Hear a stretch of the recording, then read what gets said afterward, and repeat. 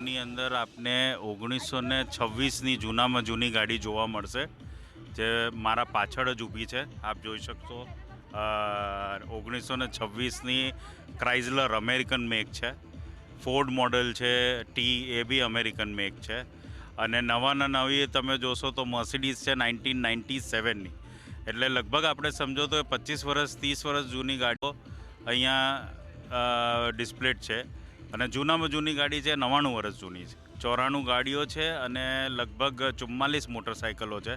મોટરસાઇકલોમાં જૂનામાં જૂનું મોટરસાઇકલ 1912 છે. એટલે 1912 આપ વિચારી લો કે આપણે ઓલરેડી 113 વર્ષ જૂનું મોટરસાઇકલ છે. એટલે તમને બહુ જ સરસ કલેક્શન જોવા મળશે. અમારી 1964ની ફોક્સવેગન બીટલ છે. મારા પાસે લગભગ 30-35 વર્ષથી છે. ઇટ ઇઝ ધ 1300 સીસીની left hand drive German Volkswagen છે. આ જે કલર છે એ એક્ઝેક્ટલી એ જ શેડ છે જે 1964માં જ્યારે ગાડી કંપનીમાંથી રોલ આઉટ થઈ હતી અને તો એ જ ઓરિજિનલ કલર છે.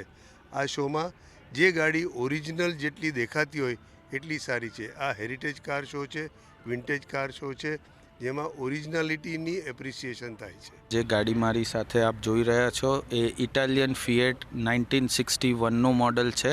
સુપર સિલેક્ટ કહેવાય. અને આ ગાડી કિટમાં આવતી હતી અને અહીંયા પ્રીમિયર ઓટોમોબાઈલ્સ લિમિટેડ કુર્લા મુંબઈમાં જે પ્લાન્ટ હતો ત્યાં ગાડી એસેમ્બલ થતી હતી આ ગાડીઓ.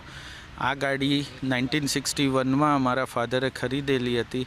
અમારી પાસે ઓરિજિનલ આનું ઇન્વોઇસ પણ છે.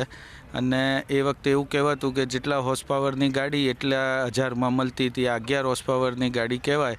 અંદાજે એ વખતે 11,830 રૂપિયામાં આ ગાડી અમારી પાસે બ્રેન્ડ ન્યૂ